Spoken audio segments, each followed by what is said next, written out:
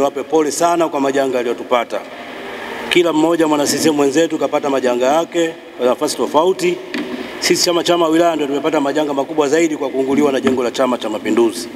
Lakini kwa nguvu za Mwenyezi Mungu na imani kwamba jengo litarudi kama ilivyokuwa mwanzo. Kingine cha msingi zaidi kwamba katika ile jengo mlipata taarifa, nafikiri mmesikia kwamba kuna baadhi ya hela ziliunguliwa mle ndani za mawakala, lakini nataka kuambia leo kwamba tumetafuta vyanzo vingine vya hela, tumepata hela mawakala, kesho wanaanza kulipa mawakala kwa makala. Mimi leo sitakuwa na maneno mengi sana ya kusema, sana ni kuwatakia uchaguzi mwema, lakini kabla sijafanya hivyo nataka niwape pole sana kwa majanga yaliyotupata. Toe pole kwenu kwa majanga ambayo na wale ambao walipata madhira makubwa katika jambo lililotokea tarehe 29 na siku zilizofuatia baada ya uchaguzi ule. Nitoe pole kwenu, nitoe kwa familia, lakini pia nitoe pole hizi kwa wanakyela wote ambao walipata madhira katika zile ghasia.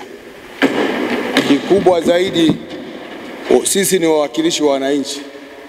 Tuendelee kusimama kuiombea serikali yetu, lakini tuendelee kutoa elimu kwa vijana ili yale yaliyotokea tarehe 29 yasije yakajirudia tena. Niwaombe, sisi ni viongozi, tuwe tayari kutoa elimu kwa vijana wetu, makundi maalum ya bodaboda, makundi maalum ya vijana wetu wanaofanya shughuli mbalimbali, ili yale mambo yaliyojitokeza ile tarehe yasije yakajirudia tena.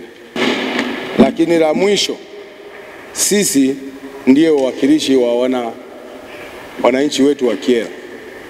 Tuwe tayari kuzungumzia mambo ya maendeleo na yenye tija kwa ajili ya jimbo letu. Tumezungumza mengi wakati wa kampeni. Sasa wakati huu wa miaka 5 ni wa kwenda kutimiza yale makubwa ambayo yatakutukabili huko mbeleni.